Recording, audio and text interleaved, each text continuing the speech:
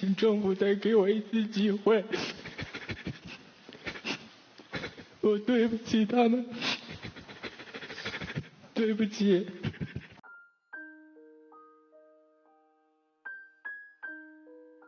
Malam hari di tanggal 20 Oktober tahun 2010, seorang pemuda berkendara melalui jalanan sepi di pinggiran kota Xi'an, Provinsi Shanxi. Di satu momen, dia tidak fokus pada jalanan ketika sedang memilih-milih lagu di musik player mobilnya. Detik berikutnya, dia merasa kalau mobilnya menghantam sesuatu yang diiringi suara benturan keras. Pemuda ini bergegas turun dari mobilnya, mendapati seorang wanita terbaring di tengah jalan merintih kesakitan. Sementara beberapa meter dari sana, tergeletak sebuah skuter yang kemungkinan besar adalah milik wanita tersebut. Dalam waktu singkat, pemuda ini memproses semua informasi dan menyimpulkan bahwa dia baru saja menabrak si wanita yang sedang mengendarai skuternya. Detik berikutnya, dia kembali ke mobil dan mengeluarkan pisau dari dalam tasnya. Halo orang-orang baik, terima kasih sudah klik video ini. Selamat datang lagi di channel The Purbas. Apa kabar kalian hari ini? Semoga kalian dan keluarga senantiasa dalam keadaan sehat walafiat, rezeki berlimpah dan semua urusan mendapatkan kemudahan. Kalau ada di antara kalian yang saat ini sedang terbaring sakit, saya doakan semoga lekas sembuh ya, agar bisa segera beraktivitas lagi seperti biasa.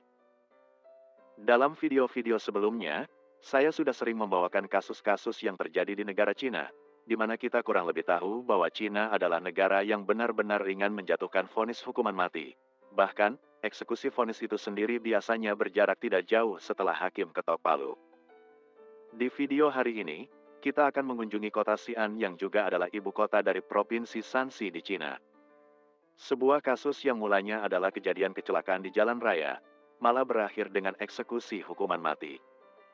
Tanpa berlama-lama lagi, langsung saja kita masuk ke kisahnya sekarang.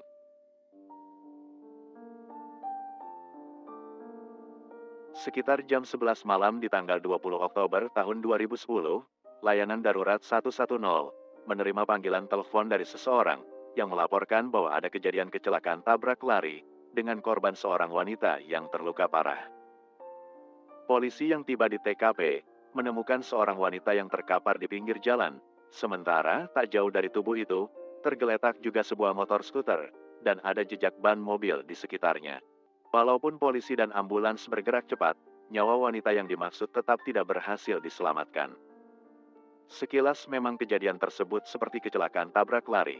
Namun dalam pemeriksaan di rumah sakit, pada tubuh korban, memang ditemukan luka lebam dan patah tulang yang diduga akibat dari benturan atau tabrakan. Bahunya terkilir dan tulang pahanya patah.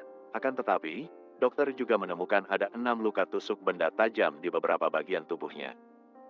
Berdasarkan barang pribadi yang ditemukan bersamanya, wanita korban ini diidentifikasi sebagai Zhang Miao, yang alamat rumahnya hanya berjarak sejauh 3 km dari TKP.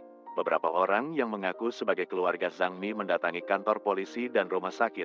Berdasarkan keterangan mereka, Zhang Mi malam itu seharusnya dalam perjalanan pulang dari restoran tempat kerjanya menuju rumah. Namun seperti yang kita ketahui, wanita 26 tahun itu tidak pernah berhasil tiba di rumah dalam keadaan selamat. Zhang Miao, kita panggil dia dengan nama Zhang Mi, lahir pada tahun 1984 di sebuah desa di pinggiran kota Xi'an. Dia adalah sulung dari 3 bersaudara dengan latar belakang keluarga yang serba pas-pasan. Kondisi finansial mereka semakin buruk, manakala pada tahun 1998, sang ayah yang hanya buruh tani kasar, mengalami kecelakaan yang membuat satu kakinya patah. Keadaan itu membuat si kepala keluarga ini tidak bisa bekerja lagi. Terlebih, mereka jadi banyak hutang karena harus membayar biaya rumah sakit. Setahun kemudian, Zhang Mi melepaskan mimpinya untuk bisa melanjutkan pendidikan ke tingkat SMA. Berbekal ijazah SMP, dia mencari kerja di kota Xi'an untuk membantu ekonomi keluarga dan pendidikan 2 adiknya. Di usia 15 tahun, remaja ini menjalani 2 pekerjaan sekaligus. Pagi hari di sebuah toko buah di pasar, dan pada sore hari dia bekerja di minimarket. Pada tahun 2004, di usia 20 tahun, Zhang Mi sempat merantau ke Beijing bersama teman-temannya. Tapi apanya, di ibu kota tersebut pendapatannya tidak lebih baik. Alhasil Zhang Mi pulang lagi ke Xi'an dan melanjutkan pekerjaan lamanya. 2 tahun kemudian, seorang mak comblang memperkenalkannya dengan seorang pemuda dari desa sebelah yang bernama Wang Hue. Di akhir tahun 2006, keduanya menikah walaupun kondisi keduanya masih belum siap secara finansial. Pada tahun 2007, Zhang Mi melahirkan seorang putra. Kehadiran buah hati ini tentu membahagiakan Zhang Mi dan suaminya. Tapi tentunya, tambahan anggota keluarga berarti kebutuhan mereka juga bertambah. Tidak ditemukan info mengenai apa pekerjaan suaminya. Kemungkinan besar hanya buruh kasar juga, yang mana gaji dari pekerjaannya tidak mampu mencukupi kebutuhan keluarga kecil itu. Zhang Mi akhirnya memutuskan untuk kembali bekerja. Kali ini dia bekerja di restoran milik sepupunya, yang berlokasi tak jauh dari Universitas Hanlin. Untuk menghemat uang, Zhang Mi pindah ke rumah orang tuanya. Seminggu sekali, Zhang Mi mengambil libur untuk bertemu suami dan anaknya yang masih tinggal di rumah sang mertua. Sebenarnya gaji Zhang Mi di restoran itu termasuk kecil, hanya 700 yuan per bulan, atau sekitar 1,5 juta kalau dirupiahkan. Tapi Zhang Mi punya visi misi berbeda. Selain bekerja untuk mendapatkan penghasilan, Zhang Mi bertekad untuk meningkatkan kemampuan masaknya, sehingga suatu saat nanti, mungkin saja dia bisa membuka restorannya sendiri. Zhang Mi meninggalkan rumah setiap jam 9 pagi, dan baru pulang lagi ke rumah sekitar jam 11 malam. Benar-benar pekerjaan yang melelahkan, tapi tekad Zhang Mi sangat teguh. Dia rela menahan rasa lelah, sambil membayangkan suatu saat nanti semuanya akan membaik. Pada tanggal 20 Oktober tahun 2010, Zhang Mi terekam kamera CCTV di tempatnya bekerja, meninggalkan restoran itu sekitar jam 10 malam.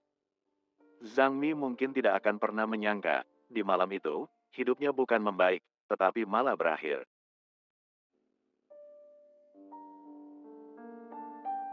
Berdasarkan pemeriksaan di TKP dan hasil otopsi, polisi kota Xi'an menetapkan bahwa kasus kematian Zhang Mi adalah kasus pembunuhan. Detektif pun memulai investigasi. Namun pada tahun-tahun itu, belum banyak kamera CCTV yang terpasang di jalan raya. Terlebih lagi, TKP berada di lokasi yang sangat sepi dan gelap, jadi kecil kemungkinan ada saksi mata atas kejadian tersebut. Di tengah kebuntuan itu, pada tanggal 21 Oktober tahun 2010, polisi dari Divisi Lalu Lintas memberi info kepada detektif yang menangani kasus Zhang Mi, bahwa tadi malam, mereka juga menangani kasus tabrak lari. Seorang pemuda mengendarai mobil Chevrolet Cruze berwarna merah, menabrak dua pejalan kaki yang hendak menyeberang jalan, dan mencoba untuk melarikan diri, tapi dia berhasil diamankan oleh seorang sopir taksi dan dibawa ke kantor polisi. Karena dua pejalan kaki yang ditabrak tidak mengalami luka serius, insiden itu berakhir damai. Orang tua dari si penabrak menyanggupi untuk membayar semua biaya pengobatan. Pada jam 3 dini hari, pemuda tersebut dibebaskan, sedangkan mobilnya ditahan untuk sementara waktu sampai para korban benar-benar mencabut laporan mereka.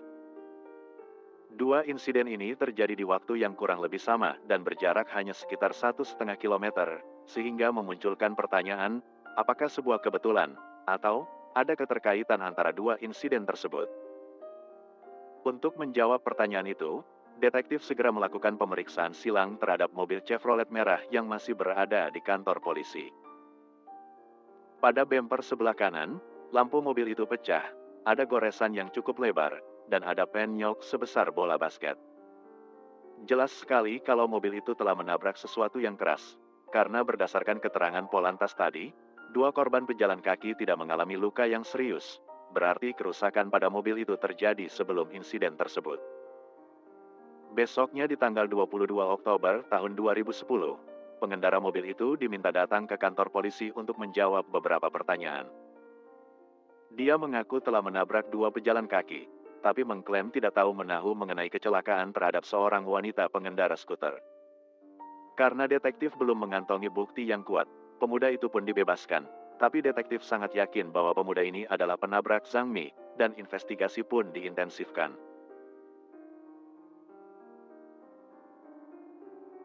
Para detektif berusaha keras mengumpulkan bukti untuk menangkap pemuda itu, melakukan pemeriksaan menyeluruh yang bisa membuktikan bahwa kerusakan pada mobil Chevrolet adalah akibat tabrakan pada skuter Zhang Mi.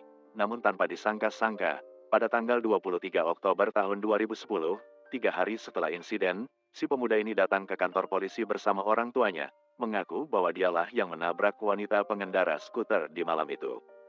Orang tua pemuda itu berkata bahwa putra mereka telah menceritakan apa yang terjadi. Putra mereka mengaku bersalah, menyerahkan sang putra secara sukarela dan bersedia menanggung semua konsekuensi hukum maupun biaya rumah sakit korban. Namun rupanya, putra mereka tidak menceritakan semua kejadian secara lengkap. Detektif menyampaikan bahwa kasus yang mereka tangani bukanlah kasus tabrak lari, melainkan kasus pembunuhan.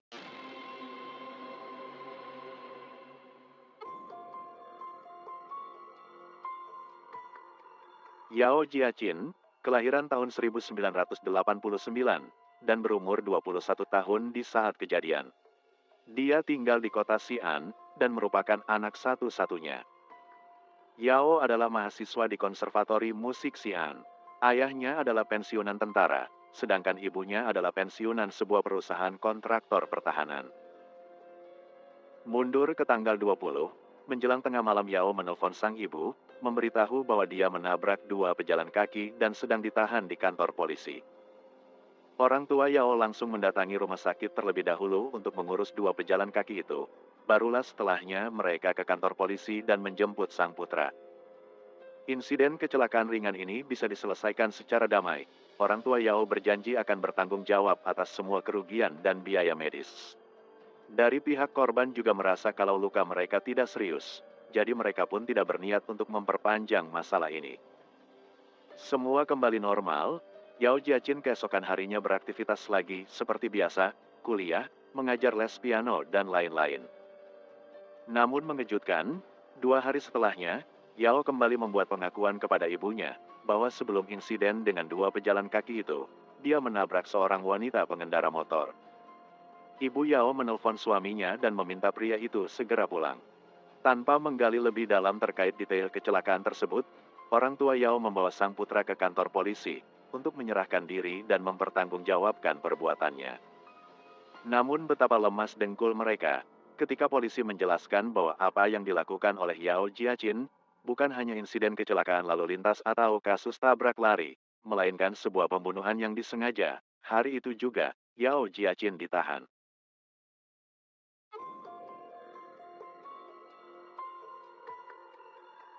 Menurut pengakuan Yao Jiaqin, malam itu dia pergi ke lingkungan kampus pacarnya di Chang'an University. Setelah makan malam bersama sang pacar, dia pulang sekitar jam 10 malam, mengendarai mobil yang baru dibelikan orang tuanya.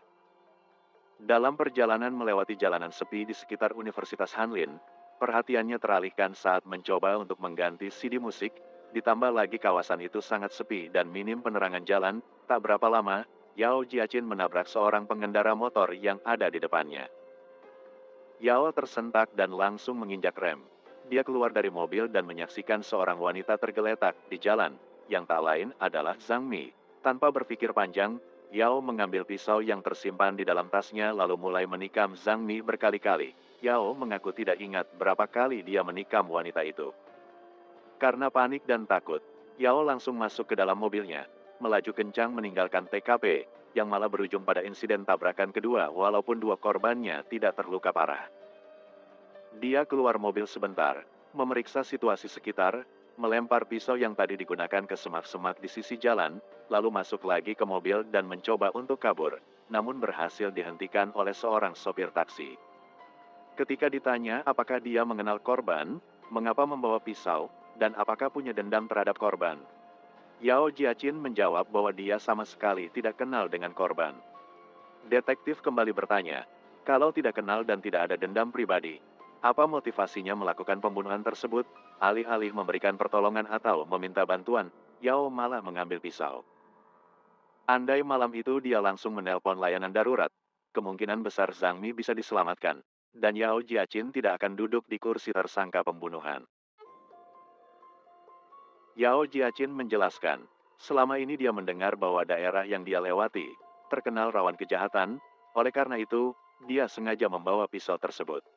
Selanjutnya, Yao Jiaqin berkata bahwa selama ini, dari cerita dan berita yang sering dia dengar, insiden kecelakaan semacam ini akan merongrongnya seumur hidup. Pihak korban akan terus menguras uangnya dengan dalih kompensasi, terlebih kalau korban sampai cacat dan tidak bisa bekerja, atau memerlukan perawatan dalam jangka waktu panjang, selamanya dia akan terus menanggung hidup korbannya. Jadi sekali lagi berdasarkan berita dan cerita yang sering dia dengar, lebih baik kalau korban itu dibunuh, sehingga tidak menjadi beban di masa depan. Kalimat demi kalimat yang keluar dari mulut Yao Jiaqin membuat detektif tercengang. Bagaimana dia bisa membuat kesimpulan seperti itu? Bagaimana bisa pemuda 21 tahun ini berpikir dan bertindak sangat egois, memikirkan masa depannya tanpa mempedulikan nyawa orang lain? Detektif lalu menyodorkan berkas hasil otopsi Zhang Mi, yang menyatakan bahwa luka atau cedera yang dialami korban dalam tabrakan itu sama sekali tidak fatal. Bahu terkilir dan tulang paha yang patah, dengan perawatan yang tidak begitu lama, korban akan bisa menjalani hidup normal lagi. Namun yang menjadi penyebab kematiannya adalah 6 luka tusuk dari Yao Jiaqin, yang salah satunya mengenai organ jantung, sehingga korban meninggal akibat pendarahan hebat. Kalau saja saat itu Yao Jiaqin tidak menusuknya dan langsung kabur saja, kemungkinan besar Zhang Mi akan ditemukan pengendara lain, atau mungkin pihak keluarga akan mencarinya, sehingga wanita 26 tahun itu masih ada kesempatan untuk diselamatkan. Kasus penabrakan yang meningkat menjadi pembunuhan disengaja, segera diliput dan dipublikasikan media.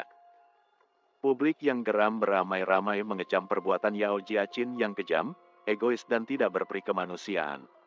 Kemarahan publik semakin meluap manakala muncul berita yang mengatakan bahwa Yao Jiaqin si pelaku adalah anak pejabat sekaligus konglomerat, sehingga dia merasa kebal hukum setelah melakukan perbuatan biadab seperti itu.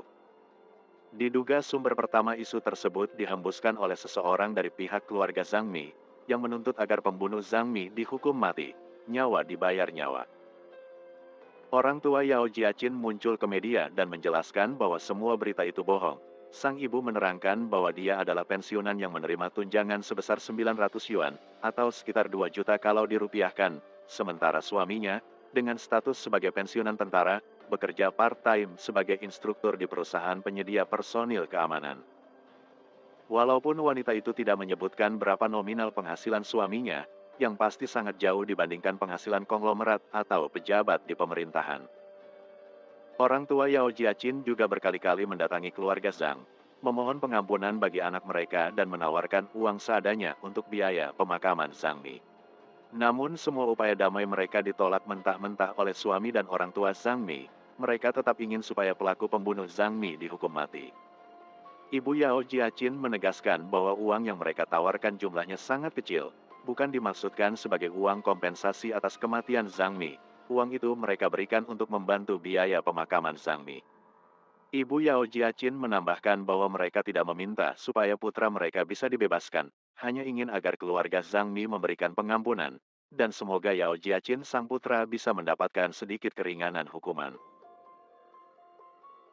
Setelah semua pintu damai ditutup oleh keluarga Zhang, orang tua Yao Jiaqin nekat meminjam uang kepada teman dan kerabat, hingga terkumpullah uang sebesar 200.000 yuan, atau sekitar 450 juta kalau dirupiahkan.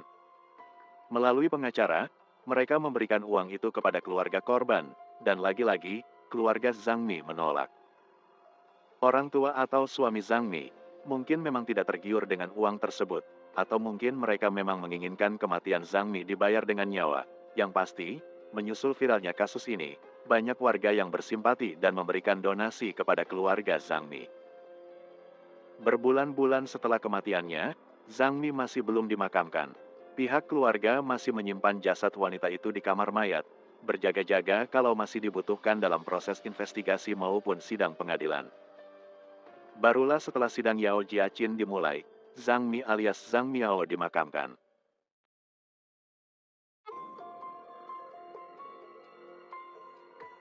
Pada tanggal 23 Maret tahun 2011, sidang pengadilan Yao Jiaqin digelar, di mana dia sepenuhnya mengaku bersalah dan menyesal. Yao Jiaqin berharap pemerintah bisa memberinya kesempatan kedua, dan memohon agar keluarga Zhang Mi mengampuninya. Yao Jiaqin berjanji akan mengurus orang tua Zhang Mi di masa tua mereka.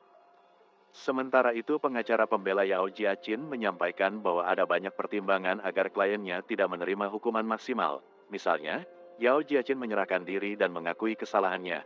Dia juga masih sangat muda dan tidak memiliki catatan kriminal apapun. Dan yang terakhir, pengacara menjelaskan bahwa Yao Jiaqin dididik dengan cara yang sangat keras layaknya militer. Setiap kesalahan akan berbuah hukuman.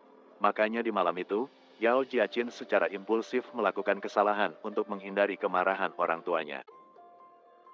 Dari pihak jaksa, mereka menegaskan bahwa tanpa Yao Jiaqin menyerahkan diri, investigasi sudah menemukan beberapa bukti dan petunjuk kuat, jadi cepat atau lambat, Yao Jiaqin pasti akan ditangkap.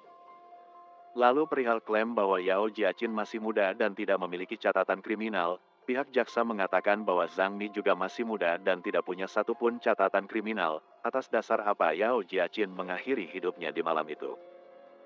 Dan yang terakhir, jaksa menganggap bahwa apapun dan bagaimanapun pola asuh orang tua Yao, tidak ada hubungannya dengan kasus kematian Zhang Mi. Pada tanggal 22 April tahun 2011, Hakim Pengadilan Menengah Xi'an menjatuhkan vonis hukuman mati bagi Yao Jiaqin. Selain itu, Yao Jiaqin juga diharuskan membayar kompensasi sebesar 45.000 yuan kepada keluarga korban, atau sekitar 100 juta kalau dirupiahkan. Yao Jiaqin sempat melakukan banding atas putusan tersebut, namun pada tanggal 20 Mei tahun 2011, Pengadilan Tinggi Provinsi Shanxi menguatkan putusan sebelumnya, vonis mati tetap berlaku. Yao Jiaqin kembali berjuang untuk nyawanya dan mengajukan kasasi ke Mahkamah Agung. Pada tanggal 7 Juni tahun 2011, Mahkamah Agung menyetujui hukuman mati bagi Yao Jiaqin, dan eksekusi pun dilaksanakan. 8 bulan kemudian setelah kematian Yao Jiaqin, pada tanggal 8 Februari tahun 2012, pihak keluarga Zhang mendatangi keluarga Yao, meminta uang kompensasi atas kematian Zhang Mi. Tindakan ini berujung pada keributan. Bagaimana bisa mereka menuntut kompensasi padahal dulu mereka berkali-kali menolak uang tersebut? Netizen yang awalnya bersimpati kini berbalik menuding keluarga Zhang tidak tahu diri dan mata duitan. Dulu mereka berkoar ingin nyawa dibalas nyawa. Kini Yao Jiaqin sudah membayar kesalahannya dengan nyawanya. Kenapa sekarang keluarga Zhang malah minta uang? Apa mungkin uang yang dikumpulkan dari donasi publik sudah habis? Orang tua Yao mengatakan bahwa mereka sudah membayar kompensasi sesuai jumlah yang diperintahkan oleh hakim, 45.000 yuan. 2 tahun yang lalu mereka memang pernah menawarkan uang sebesar 200.000 yuan dan ditolak oleh keluarga Zhang. Selanjutnya mereka menjelaskan bahwa sebagian besar dari uang itu, mereka kumpulkan dengan cara berhutang kepada teman dan kerabat, dan karena saat itu keluarga Zhang menolak, uang tersebut pun langsung dikembalikan lagi kepada pihak-pihak yang memberikan pinjaman. Itulah tadi kisah nyata kasus kriminal kita hari ini. Coba sampaikan pendapat kalian mengenai kasus ini di kolom komentar. Pantaskah Yao Jiaqin menerima hukuman mati? Dan bagaimana pendapat kalian mengenai sikap keluarga Zhang yang meminta uang kompensasi setelah mereka mendapatkan apa yang mereka inginkan, yaitu kematian Yao Jiaqin? Terima kasih sudah menonton video ini hingga selesai. Jaga kesehatan selalu, dan sampai jumpa lagi di kisah nyata kasus kriminal berikutnya, dari channel The Purbas.